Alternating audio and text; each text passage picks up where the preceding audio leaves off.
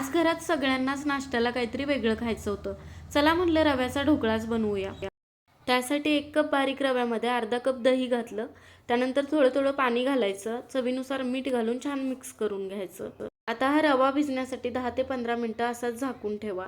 10 ते 15 मिनिटानंतर रव्याने पाणी ॲब्झॉर्ब करून घेतले, त्यामुळे मी अजून पाणी वाढवलं आणि कन्सिस्टन्सी एकसारखी करून घेतली. अशी कन्सिस्टन्सी असली पाहिजे, ही परफेक्ट आहे. आता यामध्ये 2 चमचे तेल आणि 1 चमचाभर इनो घातलं आणि छान फेटून घेतलं. आधीच तेल लावून ठेवलेल्या ताटामध्ये लगेचच हे बॅटर ओतायचं. थोडंसं टॅप करून लगेचच शिजायला ठेवायचं. मी आधीच कढईमध्ये पाणी उकळायला ठेवलं होतं. यामध्ये एक स्टँड ठेवले आणि यावरती ताट ठेवायचं. यावरती थोडीशी मिरची पावडर घातली आहे. झाकण ठेवायचं आणि कमी गॅसवरती ढोकळा चांगला वाफवून घ्यायचा.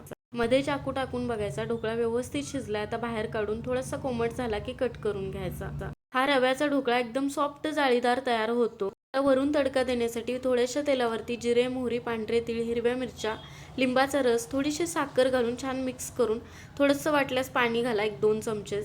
फोडणी मात्र नक्की द्या, त्यामुळेच या ढोकळ्याची चव अप्रतिम होते. हा रवा ढोकळा एकदम जाळीदार आणि चवीला मस्त होतोय. तुम्ही सुद्धा ट्राय करा. चला, जाता जाता लाईक आणि फॉलो तेवढं करा.